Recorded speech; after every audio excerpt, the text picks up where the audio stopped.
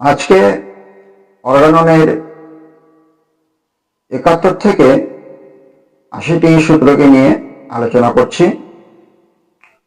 Mahatma Hahnemann তার ৭১ নম্বর সূত্রে বলেছেন, লক্ষণ সমষ্টি হচ্ছে রোগ এবং সেই রোগকে দূর করতে গেলে সমলক্ষণ সম্পন্ন ওষুধই নির্বাচন করতে হবে। তাই ৩টি দিককে মাথায় রাখতে হবে। প্রথমত হচ্ছে রোগ সম্বন্ধে জ্ঞান থাকতে হবে। দ্বিতীয়ত ওষুধের শক্তি সম্বন্ধে জ্ঞান থাকতে হবে। আর ৩ নম্বর হচ্ছে কিভাবে ওষুধকে প্রয়োগ করলে রোগী সম্পূর্ণ সুস্থ হবে সেই বিষয় সম্পর্কে জ্ঞান রাখতে হবে। মহাত্মা হ্যানিম্যান তার ৭২ নম্বর সূত্রে বলেছেন, রোগ প্রধানত হচ্ছে ২ প্রকার, একটা অচির রোগ আর একটা হচ্ছে চিররোগ। তার প্রথমত কখনো হঠাৎ দেখা যায় প্রচন্ড তীব্র যন্ত্রণা সহ লক্ষণ সমষ্টি প্রকাশ করে কিছু সময়ের জন্য এবং মৃত্যু ডেকে আনে। নচেৎ দেখা যায় কোনো প্রকার ওষুধ প্রয়োগ না করেও রোগটি আপনা আপনি সেরে যায়। এই সমস্ত লক্ষণ সমষ্টিকে অচির রোগ তিনি বলেছেন। আবার যদি দেখা যায় রোগীর অজ্ঞাতসারে ধীরে ধীরে এমন কিছু লক্ষণ সমষ্টি জীবনী শক্তি দ্বারা প্রকাশিত হয় যেটা উপযুক্ত ওষুধ ছাড়া দূর করাই যায় না এবং জীবনী শক্তিকে ক্রমশ দুর্বল করে মৃত্যুর দিকে ঠেলে দেয়, এইরূপ অবস্থা হলে বুঝতে হবে রোগটি চিররোগে আক্রান্ত হয়েছে। মহাত্মা হ্যানিম্যান তার ৭৩ নম্বর সূত্রে বলেছেন, ৩টি কারণবশত অচির রোগ হয়ে থাকে। প্রথমত হচ্ছে যারা স্বাস্থ্যের নিয়মকে লঙ্ঘন করে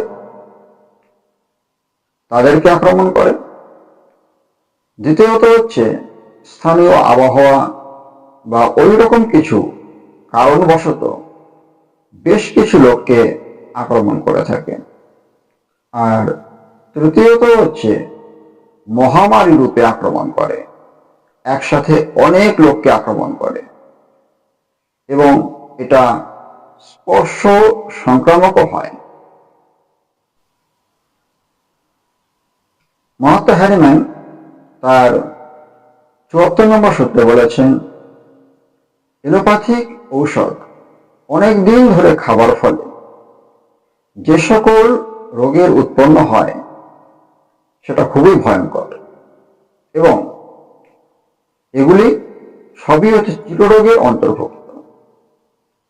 মহাত্মা হ্যানিম্যান তার ৭৫ নম্বর সূত্রে বলেছেন, এলোপ্যাথিক ঔষধ খেয়ে রোগ যদি গুরুতর আকার ধারণ করে সেটা সারানো প্রায় অসম্ভব।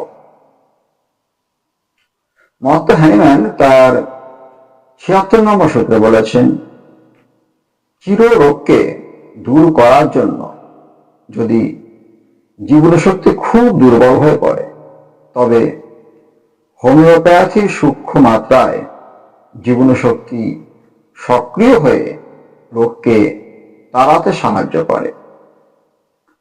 চিররোগ যদি প্রাকৃতিক ব্যাধি হতে সৃষ্টি হয় তবে তা দূর করতে সাহায্য করে, কিন্তু সেটা যদি কৃত্রিমভাবে তৈরি হয় তাহলে রোগকে কখনোই সারাতে পারে না।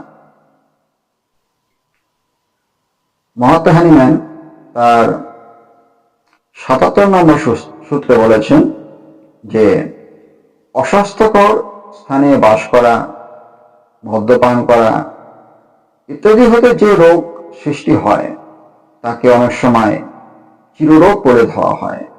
এটা কিন্তু সত্য নয়। যদি মানুষ এটা থেকে বিরত থাকে তাহলে দেখা যাবে রোগটি আপনা আপনি দেহ থেকে বেরিয়ে যায়। মহাত্মা হ্যানিম্যান তার ৭৮ নম্বর সূত্রে বলেছেন যে চিররোগ বীজ থেকে চিররোগ উৎপন্ন হয়।